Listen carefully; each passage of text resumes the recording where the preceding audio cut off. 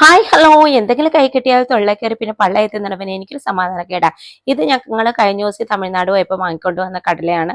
നമ്മുടെ സാധാ കടലയില്ലേ, അത് തൊണ്ടനോട് കൂടിയുള്ളതാണ്. ഇതൊക്കെ പണ്ടൊക്കെ എൻ്റെ വീട്ടിൽ സുലഭമായിട്ട് കിട്ടിക്കൊണ്ടിരുന്നതാണ്. അപ്പോൾ ഇപ്പം ഇവിടെ വന്നിട്ട് ഞാൻ ഇതൊന്നും കണ്ടിട്ടില്ല. എൻ്റെ ഹസ്ബൻഡ് തന്നെ എന്നെ കല്യാണം കഴിച്ചതിന് ശേഷമാണ് ഇങ്ങനെ കടല തൊണ്ടോട് കൂടി കാണുന്നതും അത് പുഴുങ്ങി കഴിക്കുന്നതും. ഞങ്ങളിത് പുഴുങ്ങാറാണുള്ളത്. അതിനുവേണ്ടി പിന്നെ ആദ്യം ഇത് നല്ല രീതിയിൽ വൃത്തിക്ക് കഴുകിയെടുക്കണം. മണ്ണും കല്ലും പൊടിയൊക്കെ കാണും. നല്ല രീതിയിൽ 3-4 വെള്ളത്തിൽ നല്ല രീതിയിൽ കഴുകിയെടുക്കണം.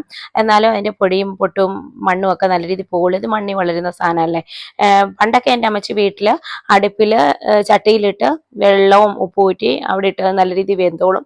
കുറേ നേരം പിടിക്കും കേട്ടോ വേകാനായിട്ട്. അടുപ്പിലിടുമ്പോൾ അത് അവിടെ കിടന്ന് തീ കത്തിച്ച് കൊടുത്താൽ മതി, അത് അവിടെ കിടന്ന് വെന്തോളും. ഇത് കണ്ടില്ലേ നല്ല രീതിയിൽ മണ്ണും പൊടിയൊക്കെ ഉണ്ട്. അതുകൊണ്ട് 3-4 വെള്ളത്തിൽ ഞാൻ കഴുകി എടുത്തിട്ടുണ്ട്. ഇപ്പം ഞാൻ വേവിക്കാൻ പോകുന്നത് കുക്കറിലാണ് കേട്ടോ. നമുക്ക് അടുപ്പിൻ്റെ സൗകര്യമൊന്നും ഇല്ലല്ലോ. അപ്പം ഞാൻ ഇതിനു വേണ്ടി ഒരു കുക്കർ എടുത്ത് അതിലേക്ക് വൃത്തിയാക്കി വെച്ച കടലേനെ ഇട്ട് കൊടുക്കുന്നുണ്ട്. എന്നിട്ട് അത് നഖക്കെ വെള്ളം ഊറ്റുക. പിന്നെ നല്ല രീതിയിൽ ഉപ്പ് ഇട്ട് കൊടുക്കുന്നുണ്ട്.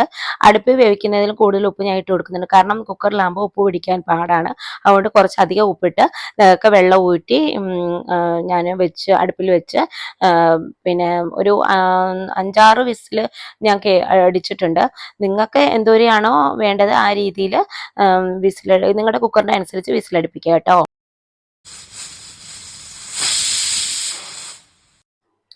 കുക്കറിൻ്റെ പ്രഷറൊക്കെ പോയതിന് ശേഷം ഞാൻ ഇത് തുറന്ന് നോക്കി.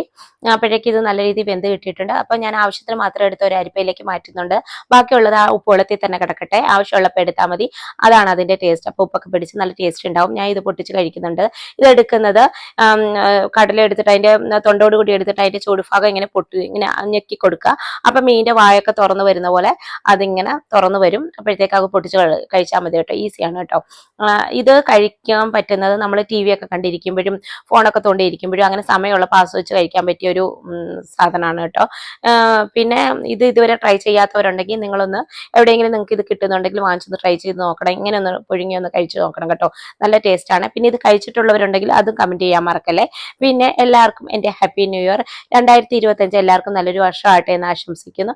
അപ്പോൾ മറ്റൊരു വീഡിയോ ആയിട്ട് കാണുമ്പോഴേക്കും ബൈ.